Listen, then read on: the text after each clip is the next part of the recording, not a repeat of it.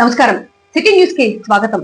నేపాల్లో ఇటీవల చోటు చేసుకున్న హింసాత్మక ఆందోళన నేపథ్యంలో అక్కడ చిక్కుకుపోయిన తెలుగు వారిని సురక్షితంగా స్వదేశానికి తీసుకురావడంలో కూటమి ప్రభుత్వం మానవీయ కోణాన్ని చాటిందని చీఫ్ విప్ వినుకొండ ఎమ్మెల్యే జీవి ఆంజనేయులు పేర్కొన్నారు. ముఖ్యమంత్రి చంద్రబాబు నాయకత్వంలో మంత్రి నారా లోకేష్ ప్రత్యేక చొరవతో ఈ సహాయక చర్యలు వేగంగా జరుగుతున్నాయని ఆయన తెలిపారు. దేశంలోని మరే రాష్ట్ర ప్రభుత్వం ఇలాంటి ప్రయత్నం చేయలేదని, కేవలం ఆంధ్రప్రదేశ్ ప్రభుత్వం మాత్రమే ఈ తరలింపుకు ఏర్పాట్లు చేసిందని జీవి ఆంజనేయులు పేర్కొన్నారు. ఇది ప్రజల పట్ల ప్రభుత్వానికి ఉన్న బాధ్యత, సంక్షేమ దృక్పథానికి నిదర్శనమని అన్నారు. విషయం తెలియగానే మంత్రి లోకేష్ తన అనంతపురం పర్యటన రద్దు చేసుకుని అమరావతిలోని ఆర్టీజీఎస్ కార్యాలయానికి చేరుకొని పరిస్థితిని సమీక్షించారని, ప్రభుత్వం ఢిల్లీలో ప్రత్యేక విమానం ఏర్పాటు చేసిందని ఆంజనేయులు తెలిపారు.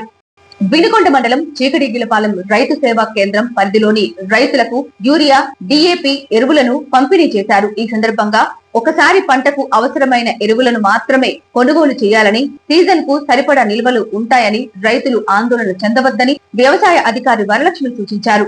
నానో యూరియా వాడకం వల్ల పర్యావరణ కాలుష్యం తగ్గుతుందని, ఖర్చు కూడా ఆదా అవుతుందని అధికారులు వివరించారు. అలాగే ప్రతి రైతు తమ పంట వివరాలను పంట నమోదు చేసుకోవాలని, కౌలు రైతులు సిసిఆర్సి కార్డుతో నమోదు చేసుకుంటే అన్నదాత సుఖీభవ పథకానికి అర్హులని తెలిపారు.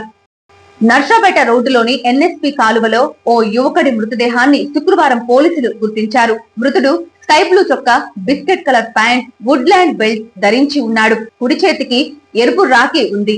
ఈ వ్యక్తి గురించి ఏమైనా సమాచారం తెలిసిన వారు వెంటనే వినుకొండ టౌన్ పోలీస్ స్టేషన్ లో సంప్రదించాలని పోలీసులు కోరారు.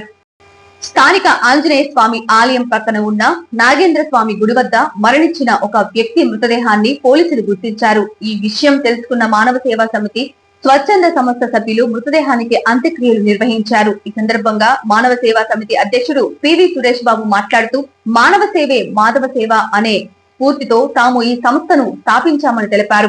ఇలాంటి సేవా కార్యక్రమాలు నిర్వహించడం తమకు ఆనందాన్ని ఇస్తుందని, సమాజానికి ఉపయోగపడాలనే సంకల్పంతో తాము ముందుకు సాగుతున్నామని పేర్కొన్నారు. భవిష్యత్తులో కూడా ఇలాంటి అనేక సేవా కార్యక్రమాలు నిర్వహిస్తామని ఆయన తెలియజేశారు. సిటీ న్యూస్ ఇంతటితో సమాప్తం. తిరిగి రేపటి సిటీ న్యూస్ లో మళ్ళీ కలుద్దాం. అంతవరకు సెలవు. నమస్కారం.